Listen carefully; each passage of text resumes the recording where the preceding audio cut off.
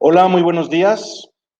Muchas gracias por acompañarnos nuevamente a muchos de nuestros webinars gratuitos de este primer semestre del año. En esta ocasión, como ustedes verán, estamos transmitiendo desde nuestras instalaciones en San Luis Potosí. Voy a aprovechar a pasarles un muy breve video de 30 segundos sobre las instalaciones de nuestros laboratorios en San Luis Potosí.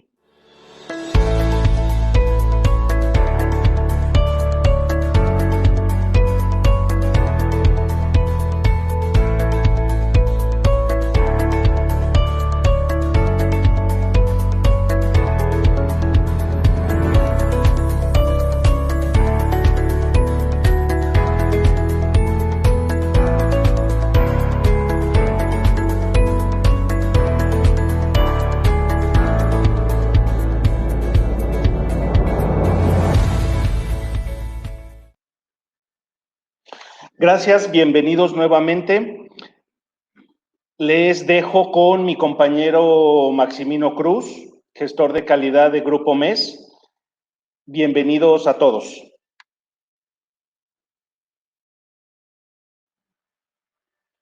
Hola, ¿qué tal? Muy buen día, comunidad metrológica. Primero que nada, permítanme darle la bienvenida a nombre de Grupo MES, que ustedes saben, somos un laboratorio de calibración, medición y ensayo. Es decir, que estamos calificados y acreditados para muchos de los servicios de calibración de sus equipos, instrumentos en diferentes áreas. Bienvenidos. Y nos complace compartir con ustedes el conocimiento prácticamente de uno de estos métodos muy importante, como lo es la evaluación del desempeño de máquinas de medición por coordenadas. De aquí en adelante me referiré solamente con las siglas CMM en inglés. Como ustedes recuerdan, es apropiado hacerlo así. Como costumbre, por el Buró Internacional de Pesos y Medidas, más que nada para cuando lo anotamos en nuestros procedimientos, pues lo reconozcan entidades de otros países a través de las siglas, porque así vienen en las normas correspondientes. Grupo MES siempre está en constante transformación, en constante innovación y mejora continua. Involucra una gran tarea y un gran compromiso. Y ese compromiso lo asumimos como laboratorio acreditado hoy día. Esto es muy importante. Y aquí quisiera abrir o romper un primer paradigma. No necesariamente el fabricante hoy día es el calificado para evaluar el desempeño de una máquina de coordenadas. Recordarán ustedes o recuerden, tenemos dos estándares insignia que rompen ese paradigma el día de hoy. El primero es ISO 9000, que dice que el usuario es responsable de la supervisión y la buena operación de los equipos de inspección, medición y prueba. Es obligatorio el requisito. Y otro estándar insignia, lo que es el sistema de gestión de la calidad de la industria automotriz, que exige en uno de sus requisitos que los servicios que se otorguen a sus equipos pues sean a través de laboratorios acreditados bajo ISO 17025. Grupo MES mantiene esta acreditación desde hace más de 12 años y seguimos trabajando en transformarlo y mantenerlo en orden. Bien, este estándar es muy amplio hoy en día. Es uno de los que mejor se ha transformado a través del tiempo, desde 2001, y después 2009 tiene una gran innovación, ISO 10360 parte 2, que es uno de los estándares insignia para la evaluación del desempeño de máquinas de coordenadas. Pero hoy día hay más estándar en el compendio ISO 10360, pero voy a tocar dos fundamentalmente. El otro es ISO 10360-5, con una actualización del año 2020, muy reciente. Y para mí, no solamente como supervisor de las pruebas, como entrenador, sino también como evaluador y experto técnico de entidad acreditadora aquí en México, pues me complace ver que ya tenga consideraciones que antes no se mencionaban. Y son las que voy a tratar de hacer muy particular.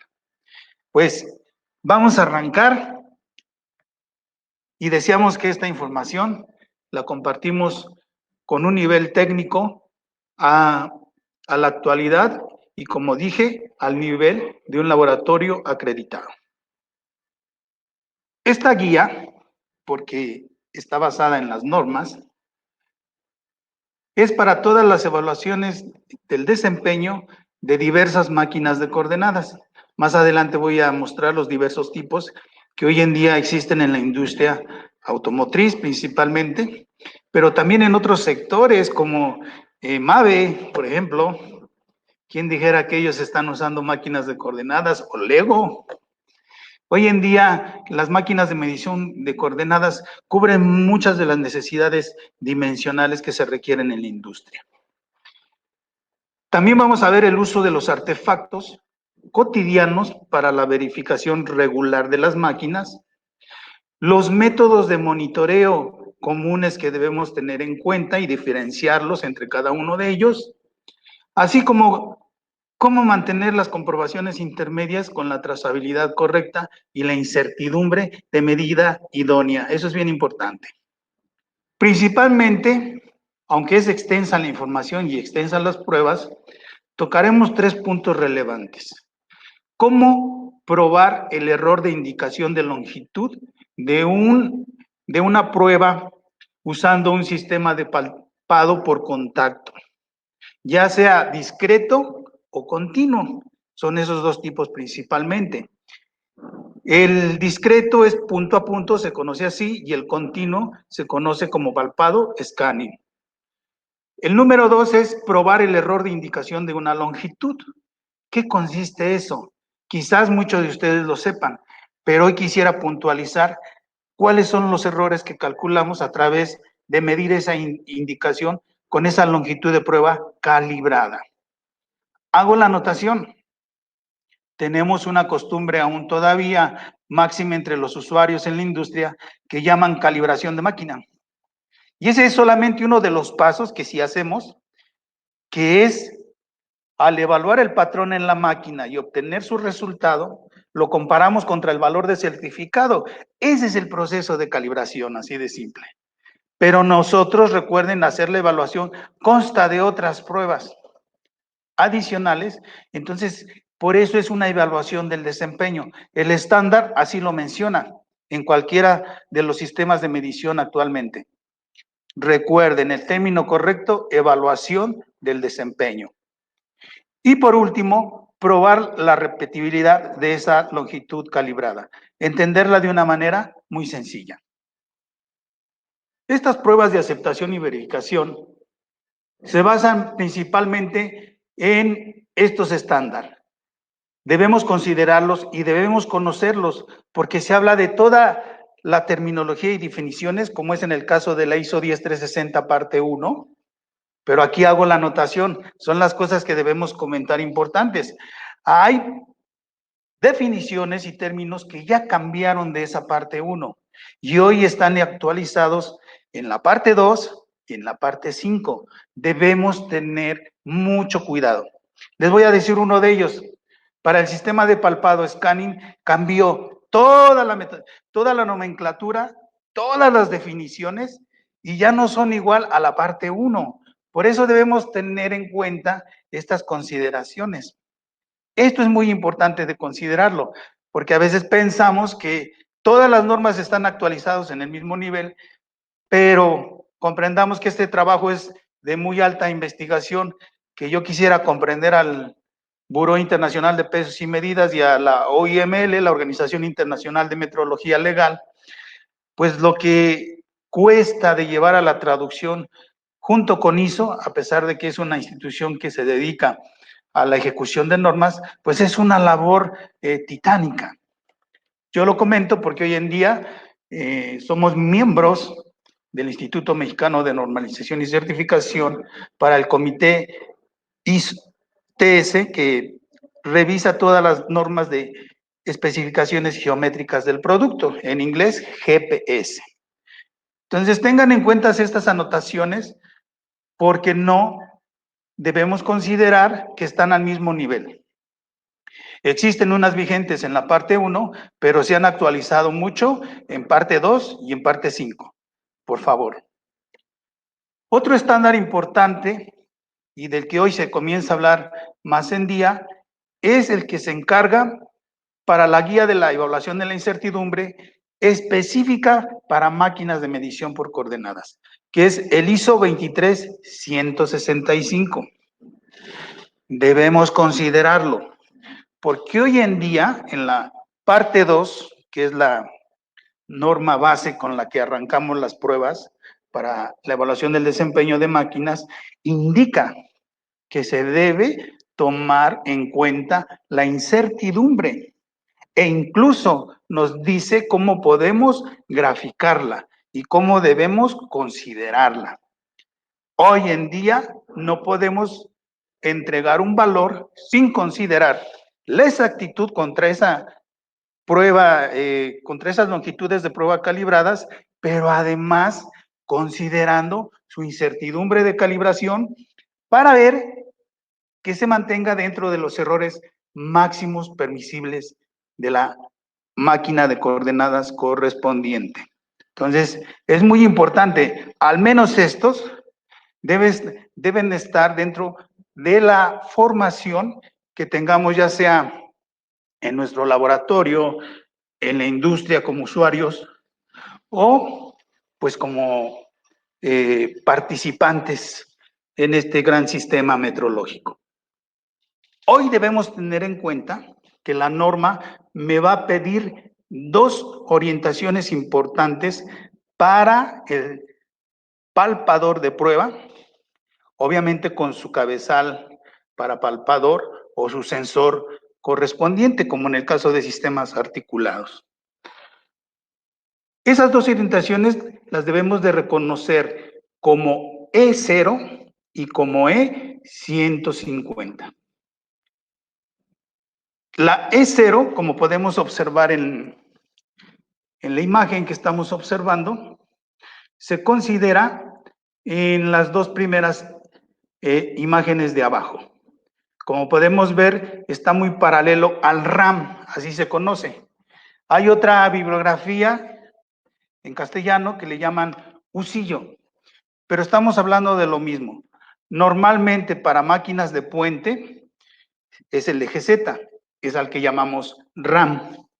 Y en máquinas de brazo, como es la imagen segunda inferior de la derecha, es para máquinas de brazo horizontal. Pero vean, va muy paralelo al brazo, el offset no se mueve, que es ese puntito con la indicación blanco y negro, que simula el origen de referencia de la máquina con que caracteriza el sistema de palpado. Entonces el E0, digamos que es prácticamente paralelo al RAM. La otra nueva posición, que es para dos nuevas adicionales diagonales planares, se llama E150. Debemos tenerlo en cuenta porque así se referencia ahora los errores de indicación. Antes era MPE índice E. Hoy se denomina E0 MPE o L150 MPE. Por eso lo refiero. Sigamos con consideraciones relevantes. Ya sabemos las orientaciones que vamos a usar. En inglés le llama sonda, proof. Nosotros en castellano y normalmente le llamamos sensor, en el caso de los sistemas articulados, o el cabezal fijo que tenemos para múltiples palpadores. Bien. Entonces, considerando estas dos articulaciones o posiciones de palpador, dice que el número de mediciones que debemos hacer sea considerado de una manera que las pruebas sean en un tiempo que no se, valga la redundancia, que no lleve mucho de este tiempo, sino que sean rápidas y confiables. Entonces, así es como han sido definidas. Muy bien, es bien importante elegir los lugares de la prueba, las condiciones ambientales y considerar la repetibilidad de la CMM, porque estos son de las principales fuentes de contribución que afectan la incertidumbre de medida de estos instrumentos, de estas máquinas de medición por coordenadas. El principio del método de la evaluación del desempeño es usar una longitud de prueba calibrada, trazable al Sistema Internacional de Unidades, para que de esta manera podamos establecer si la máquina es capaz de medir dentro de los errores máximos permisibles, que normalmente es obligación, aquí sí del fabricante, de establecer esos errores máximos permisibles. Entonces dijimos, vamos a utilizar dos posiciones del sistema de palpado, E0 y E150. Debemos tener también en consideración que esto es aplicable para sistemas, dijimos, de palpado por contacto, ya que para sistemas de palpado por imagen usan otros estándares, como la parte 8, ISO 10360-8, ISO-360 parte 9 e ISO-360 parte 10. El estándar ha crecido bastante. 10360 parte 2 básicamente aplica para máquinas que tienen sistema de palpado por contacto. Muy bien. Por consiguiente, aquí debemos considerar, para pruebas del sistema de palpado se realizan dos. La primera es usando un solo palpador o palpador individual. Y la otra es la prueba para múltiples palpadores, que normalmente se hace con 5 orientaciones ortogonales entre sí, es decir, a 90 grados. Para sistemas de palpado articulado, pues aplica de la misma forma, se considera que es un sistema articulado múltiple, porque recuerden que el sistema articulado lo puedo girar, orientar en diversas posiciones angulares. El estándar, como decía, se ha modificado mucho, pero en la parte inicial sugiere, recomienda, y ese recomienda debemos entenderlo no como si queremos hacer. No, es una invitación elegante de parte de las entidades de certificación y de normalización que nos invitan o nos piden hacer las pruebas. Cuando se diga, se sugiere, es que nos están pidiendo de una manera pues muy amable que hagamos esas pruebas, no que las dejemos o las dejemos de considerar. Eso es algo importante. Muy bien, entonces lo primero que hacemos antes de iniciar estas pruebas, normalmente el término que usamos es la cualificación de palpadores. El término correcto, según la ISO 10360 parte 1, es caracterizar o caracterización del sistema de palpado. Pero usualmente, pues creo la mayoría estamos acostumbrados a decir cualificación de palpadores. Una vez que hemos cualificado esos palpadores, debemos recordar que lo hacemos con la esfera de referencia. La esfera de referencia es con la que se suministra la máquina, ¿verdad? Originalmente. Es decir, que es el usuario, el dueño, el de la máquina, junto con esa esfera, la que usaremos para cualificar primero el sistema de palpadores, las puntas que vamos a usar. Una vez que hemos hecho ese primer paso, entonces podemos proseguir a la evaluación del palpador, del sistema de palpado con un solo palpador. ¿Ok? Que normalmente lo vamos a usar con la orientación E0. Y esa primera prueba, aquí en esta imagen, sugiere las orientaciones para palpar sobre la esfera de ensayo 25 puntos. Note, es diferente la prueba con la que vamos a hacer la prueba del sistema de palpado, lo vamos a hacer con una esfera de ensayo, es con la que lleva el laboratorio acreditado. No debemos usar la esfera de referencia. Esa esfera de referencia la vamos a usar solo para cualificar los palpadores. Pero la prueba la debemos hacer con otra esfera que denominamos esfera de ensayo y que está calibrada en diámetro y redondez. Muy bien, aquí tenemos la distribución de esa prueba. Son 25 puntos distribuidos como los podemos observar gráficamente. En texto es muy formal, en la gráfica lo vemos más simple, más entendible, pero aquí quiero hacer también una mención. En sistemas manuales, pues es muy difícil hacer una cualificación con un valor adecuado para esta prueba. Ya desde ahí nuestra repetibilidad va a afectar mucho el sistema de palpado en máquinas manuales. Por eso hoy en día realmente las máquinas manuales ya existen pocas o ya no hay. La mayoría son automáticas. Por una razón, porque los palpados los debemos hacer a la normal del elemento. ¿Qué significa eso? Como en el caso de la esfera, que los 25 puntos los va a buscar exactamente en el radio máximo, independientemente del ángulo que se mueva. Los más fáciles que reconozco es el polo, 0 o 180 grados, pero es moverme ortogonalmente, es decir, cada punto que yo palpe debe ser equidistante al radio máximo de la esfera. Manualmente eso es muy difícil. Por eso hoy en día la mayoría de nuestros sistemas de CMMs son motorizados.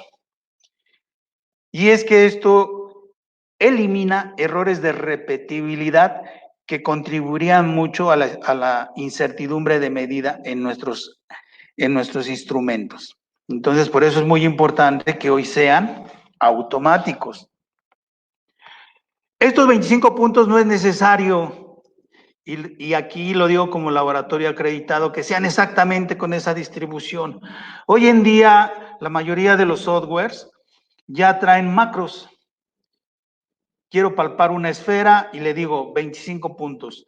Y puede llevar otra estrategia diferente. Lo que no va a cambiar es que todos esos puntos los va a palpar a la normal. Si comparamos los valores entre hacerlo con la distribución exacta, como dice la prueba para el palpador único, y hacerlo con un macro del software, verán que los resultados solamente se van a ver afectados por la repetibilidad del sistema de palpado, que normalmente hay sistemas muy finos que conocemos, que son de 0.002, 2 décimas de micrómetro en la repetibilidad.